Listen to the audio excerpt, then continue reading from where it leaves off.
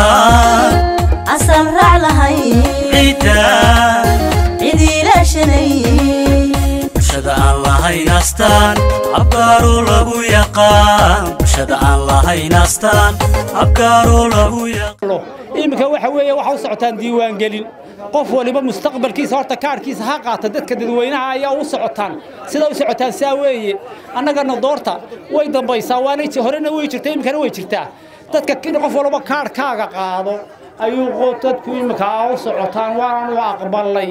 waxaanu leenahay mustaqbalka waxaanu rajaynaynaa madaxweynihii wadanka ee dadka bariyaha waxba jireen nabadsiinayay ee dadka colaadaha iyo waxan yara soo gali ka faydayay ee Soomaaliland dirka ameynayay ee Soomaaliya wixii nagaga maqnaa ka baadi doonayay insha Allah inaan noqotaan baanu jecelahay reer Gocondhaalo waxaan idin sheegayaa maanta fursad weyn baa idin soo hormartay mid weeyaane kaarkiina qaadataan qofkii aan hore u qaadan qofku ka gubtay qofkii soo bedelanayay iyo qofku ka lumay intuba inay qaataan ayaa idinka baahan yahay dabagarayaal ayuu yaalaa sida uu maaragtay la fahmayna ma aha waxa weeye 5 goobood oo kaliya la keenay deegaankan Oodweyne ama daad mareerba mid waa dabagarayaale midna waa Khaatumo midna waxa weeyaan Harasheekh iyo Oodweyne gudihiisa dabagarayaal iyo Khaatumo kiidin dhow ka qaadan kartaan labadaba way yaalaan waxaan idinku goobaabinayaa dadkeenii dibadda u baxay ee xagga miyiga tagay in qof waliba qofku meel ku ogyahay ka daba tago dadka la soo celiyo oo ay halkan ka qaataan dhalinyaradii qaangaadhay 15 jir iyo wax kasta oo maaragtay maanta dhalinyaradii aan qaadanin ay qaataan taana waan idinku goobaabinayaa fursadda kale waxa weeye madaxweynihii ugu horeeyay ee reer Gocondhaalo ee halka idinku soo mara isagoo oo isu socda inaad doorataan oo madaxweyne noqdo ayaa maanta hortiina maraya iyo ragii la shaqeynayay galbinayay fursadda ma ka faa'iideysanaysaan reer Gocondhaalo ma ka faa'iideysanaysaan waxa la idinka baahan yahay qof kasta oo ogtihiin oo maanta codayn kara oo kaar qaadan kara in halka keentaan idinkoo aan qadayn idinkoo waxba qaban idinkoo daalan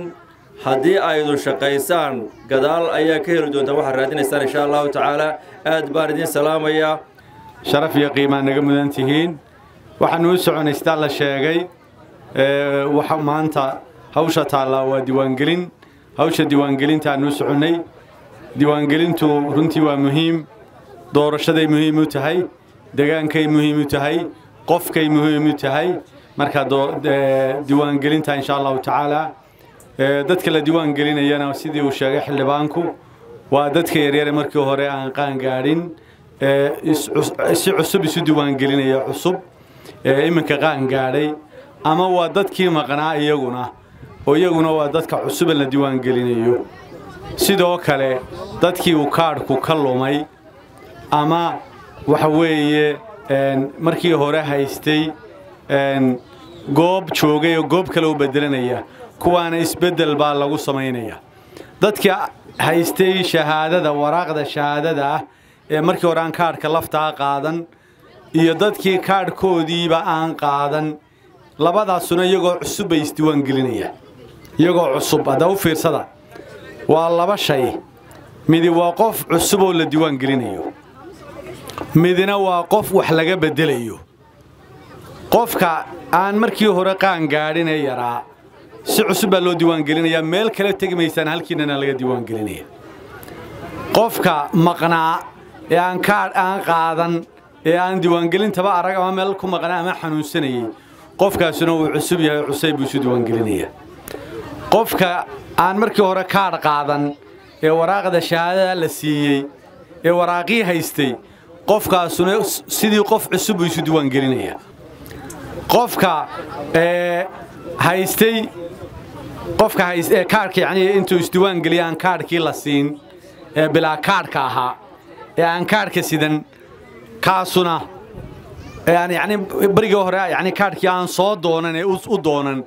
kaasuna isagoo cusub isdiiwaan gelinaya soo lama fahmin marka labaadna waan idin mahadnaqaynaa sida wanaagsan ee mugga leh ee muuqaalka leh aad u soo dhaweyseen aniga iyo wafdiga ila socda oo idinku yimi inuu idinkala hawl galo ama idinkala qayb galo wacyigelinta diiwaangelinta codbixiyayaasha sidii halkan laga sheegay go'aandhaale wuxuu ka mid ahaa markii aan siyaasadda soo gelayay meelihii ugu horreeyey aan imi ee dadku intay raaceen saaxil iiga soo codeeyeen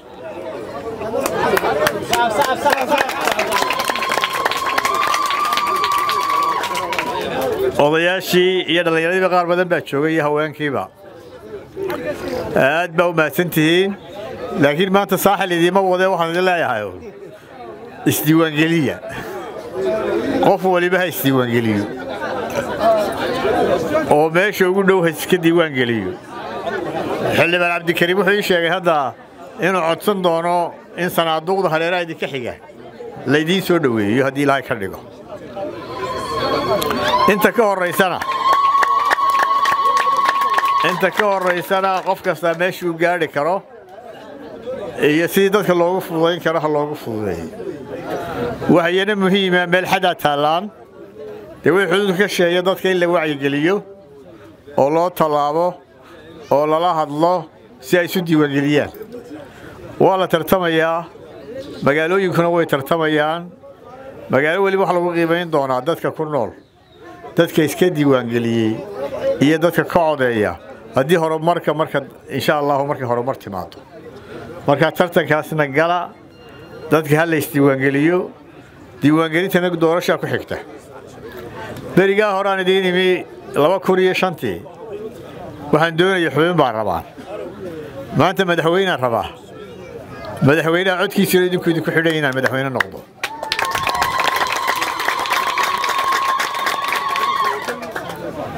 aad iyo aad baan idinku mahadnaqayaa